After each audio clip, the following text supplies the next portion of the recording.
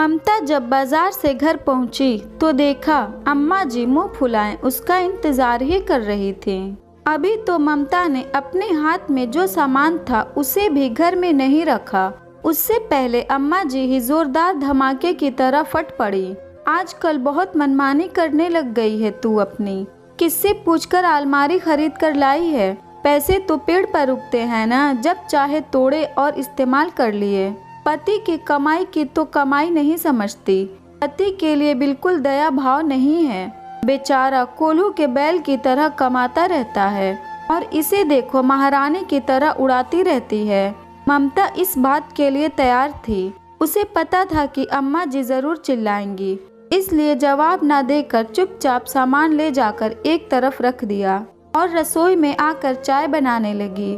चाय बनाते बनाते उसे अपनी शादी के बाद का वो दिन याद आ गया जब वो विदा होकर इस घर में आई थी। उसके माता पिता ने उसे काफी अच्छा दहेज देकर विदा किया था। घर गृहस्थी का सारा सामान दिया था ताकि बेटी को कोई कमी महसूस ना हो। जब रात को उसे उसकी ननद कमरे में लेकर गई तो उसने देखा कि कमरे में एक पुराना पलंग और 2 पुराने से बक्से रखे हुए हैं। उसने सोचा कि शायद उसका नया बेड, अलमारी और ड्रेसिंग बाद में कमरे में अरेंज कर दी जाएगी, इसलिए उसने किसी से कुछ नहीं कहा। जब दूसरे दिन रसोई की रस्म के बाद वो पगफेरे के लिए अपने घर गई तो उसे तब भी लगा था कि उसका सामान उसके आने तक उसके कमरे में शिफ्ट कर दिया जाएगा। जब वो दूसरे दिन पगफेरे की रस्म पूरी करके वापस आई तब भी उसका सामान खोला नहीं गया था। 2-3 दिन इसी तरह से और निकल गए। आखिरकार जब सभी रिश्तेदार चले गए तो उसने अपने पति काशी से पूछा, सुनिए, मेरा बेड, अलमारी और ड्रेसिंग कमरे में कब शिफ्ट होगी? मैं भी अपना सामान अरेंज कर लूं। अभी तो पूरा सामान बिखरा पड़ा है। फिर अगले महीने दीदी ननद की भी तो शादी है, उससे पहले सामान अरेंज हो जाए तो अच्छा है। सुनकर काशी चुप रह गया और कमरे के बाहर जाने लगा। इतने में अम्मा जी कमरे में आ गई और आते ही बोली, बहू, मैं तुझसे कुछ जरूरी बात करने आई हूँ। अब तू इस घर की भी सदस्य है और तुझे तो पता ही है कि अगले महीने तेरी ननद की शादी है। अब बेटा 2-2 शादी का खर्चा हो गया। अभी तुम्हारी शादी हुई है और 1 महीने बाद तुम्हारी ननद की होगी, तो मैं सोच रही हूँ कि उसका दहेज क्यों खरीदूँ। तुम्हारा इतना दहेज आया है तो इसी में से जरूरी सामान दे देती हूँ, इसलिए अभी तक तुम्हारा सामान नहीं खोला है। ममता ने अम्मा जी की बात सुनकर काशी की तरफ देखा तो काशी ने अम्मा जी से कहा, माँ, एक काम करते हैं, अभी गुड़िया को कम दहेज दे देते हैं, बाद में जब फुर्सत होगी तो तीज त्योहार पर कुछ न कुछ दे देंगे। पर ममता का सामान उसके माता पिता ने भी तो बड़े अरमान के साथ उसे दिया है, उसे रहने दो। काशी की बात सुनकर अम्मा जी तुनकते हुए बोली, अरे ऐसे कैसे अपनी बहन को कम दान दहेज के साथ विदा करेगा? उसके ससुराल में उसका क्या मान रह जाएगा? लेकिन अम्मा, मेरी बात तो सुनो, ममता को भी तो इस सामान की जरूरत है। हाँ, तो मैं कब मना कर रही हूँ? ममता के लिए हम बाद में और खरीद लेंगे ना, मना थोड़ी ना कर रही हूँ। धीरे धीरे दोनों माँ बेटे के बीच बहस बढ़ने लगी तो ममता ने कहा, कोई बात नहीं है, आप ये सामान दीदी को दे दीजिए, मेरे लिए फिर बाद में ले आइएगा। ममता के ऐसा कहते ही अम्मा जी खुश हो गईं और वो सारा सामान ऐसे की ऐसे पैक रखे रहने दिया, जिससे अगले महीने में ननद की शादी में दे दिया गया और ममता के कमरे में रखवा दिए गए वो 2 पुराने से बक्से जिसमें उसका सामान ही मुश्किल से आ पाता था।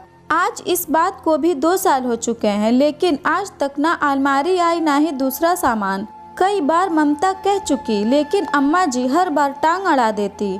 इसलिए इस बार ममता ने काशी से पैसे लेकर बिना अम्मा जी को बताए खुद ही जाकर अलमारी बुक कर दी। जब चाय उबलने लगी तब 2 कप में छान कर बाहर ले आई।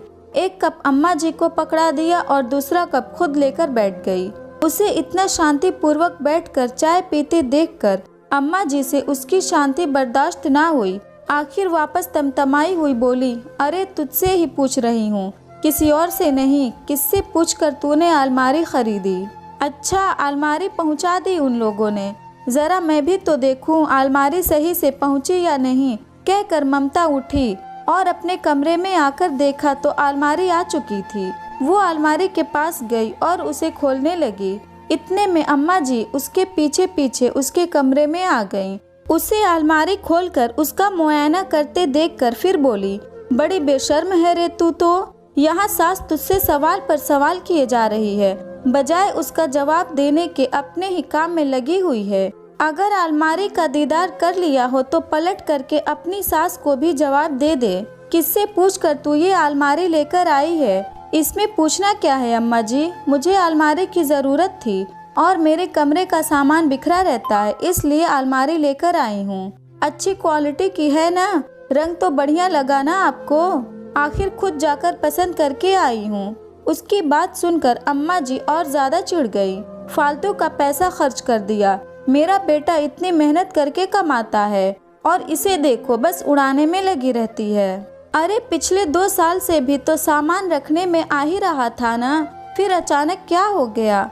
और ये 2 बक्से दे तो रखे हैं तुझे सामान रखने के लिए, फिर क्या परेशानी है? उनकी बात सुनकर ममता ने कहा, इन बक्सों में मेरा सामान नहीं आता अम्मा जी, मुझे अलमारी की ही ज़रूरत थी इसलिए लेकर आई हूँ। अम्मा जी अभी भी हार मानने को तैयार नहीं थी, बस अपने ही रौ में बोलने लगी, सामान क्या मुफ्त में आता है क्या?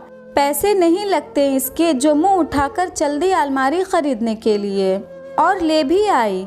बड़ी राजा महाराजाओं के घर में पली बढ़ी है, यही सब सिखाया तेरे माँ बाप ने कि अपने ससुराल वालों की मर्जी के खिलाफ जा करके काम करो।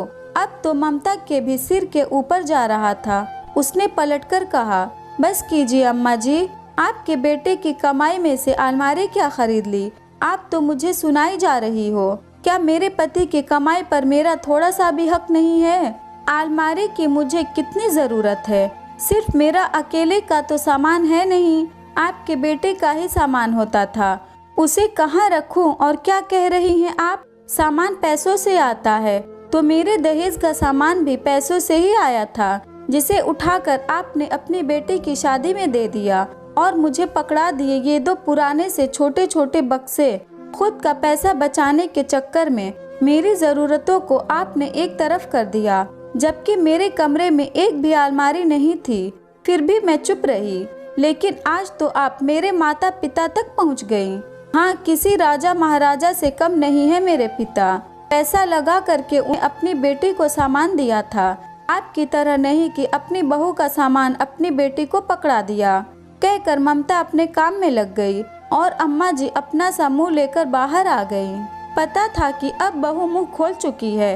अगर अम्मा जी एक बोलेगी तो वो 10 सुनाएगी और वो 10 की 10 बातें कड़वी होंगी, क्योंकि वो सच बोल रही है। और रही बात बेटे को तो बताने की, तो वह भी उसी का साथ देगा, क्योंकि बेटे ने उस समय भी बहुत मना किया था कि अम्मा दहेज कम दे देते हैं, पर बहू का दहेज बेटी को मत दो।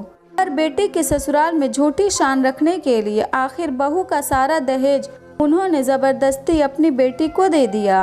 अगर ये स्टोरी आपको अच्छी लगी तो इस वीडियो को लाइक करें और नए हैं तो हमारे चैनल को भी सब्सक्राइब करें।